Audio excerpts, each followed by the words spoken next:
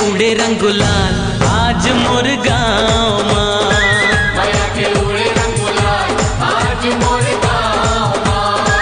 रंग पीरित सब लाल आज मोर गाँव माँ। रंग पीरित सब लाल आज मोर गाँव माँ। आज हवा माँ मंदुरस घुर गे है। अरे आज हवा माँ मंदुरस घुर गे हम रैया के छाँव माँ। माया के उड़े रंग गुलाल आज मोर गाँव माँ। माया के उड़े रंग गुलाल आज मोर गाँव माँ। रंग पीरित सब लाल आज मोर गाँव माँ।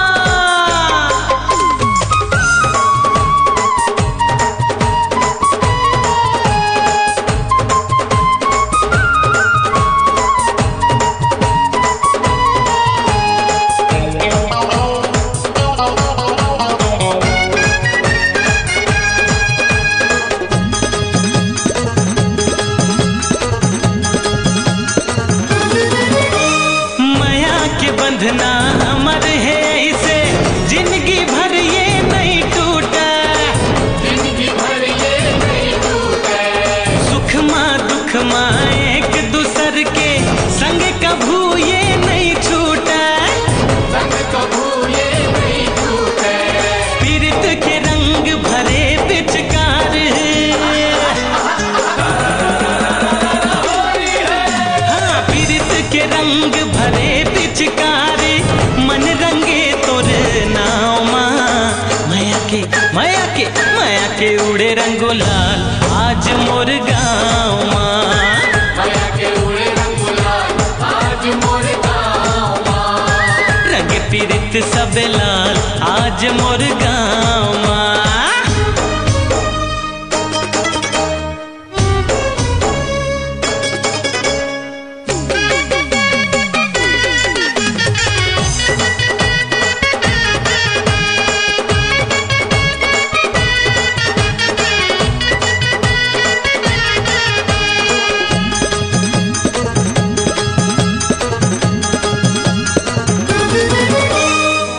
सबे रंग ले गहरा होते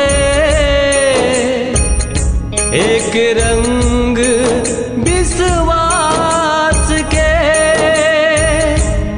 हाँ धर्म कर्म बिन जिंदगी होते जैसे तन बिन सांस के।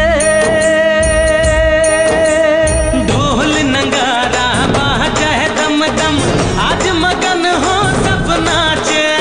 आज मगन हो सब नाचे।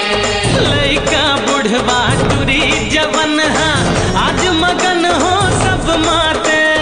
आज मगन हो सब माते। आज सरग कस लागे भुइया।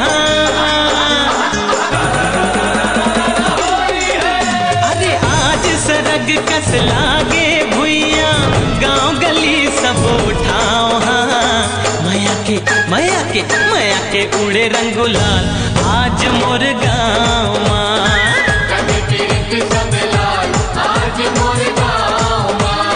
आज हवा माँ मंदुरस घुर गे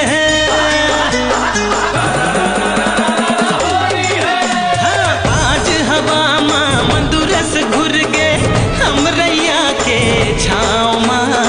माया के उड़े रंग गुलाल आज मोर गाँव माँ। माया के उड़े रंग गुलाल आज मोर गाँव माँ।